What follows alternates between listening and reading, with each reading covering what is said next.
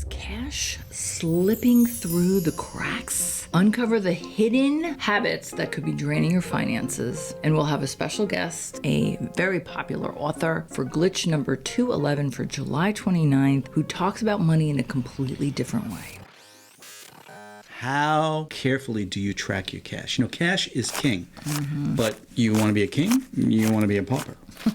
There's some activities you have to undertake. That's what we're going to talk about today, right, Lynn? That's right. For me, tracking cash is like how we've talked about tracking time in your business. When you are closely scrutinizing how the cash is being spent, and when I say cash, I mean literally some people don't even deal with cash anymore, but let's just speak to money in Well, it's a general term overall, for the revenue that comes in the door. Right. And tracking, we talk a lot about bookkeeping here. We talk a lot about monthly reporting and monthly reviews of your books. Right. But I think what happens is, and why this glitch is a little bit different, is because this speaks to the money mindset that might be causing us to stall out when we're trying to be productive with earning money or how we spend money, and being very cavalier with money, or just not even paying attention because maybe you don't feel super confident about your sales ability or your confidence in how you're pricing and how you're selling and how you're tracking. And some people with numbers and money, you're dealing with numbers on the back end. I just said money mindset.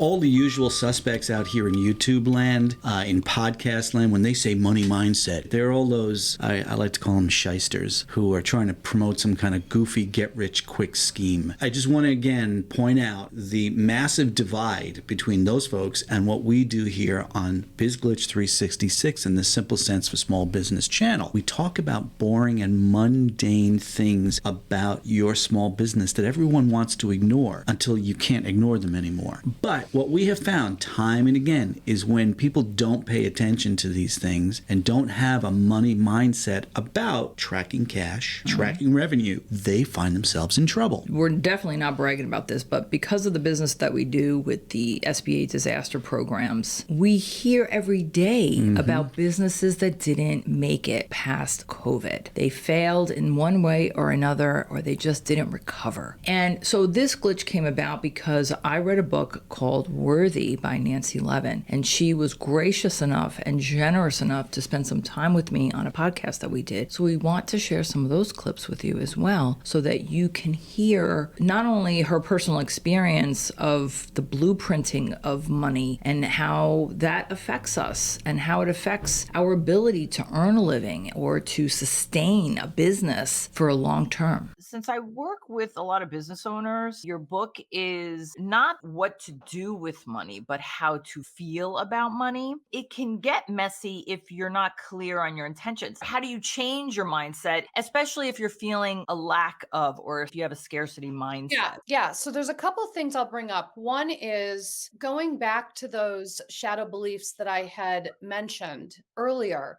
You know, we're all imprinted with these beliefs that we grow up with, and they originate when a significant event occurs when we're young and we're too young to really process and digest what's happening. So we draw a conclusion about ourselves. So I always like to go back and begin with, what were the messages you experienced around money? What did you notice in terms of your family of origin? How did they talk about money? How did they talk about people with money or people without money? Where did your family go out to eat? Where did your family shop? What do you make it mean about having money or not having money? Many people grow up with a belief that having money is bad. People grow up with equating having money to the greedy family who live down the street. In order to feel okay about having money, I have to personally earn it, or whatever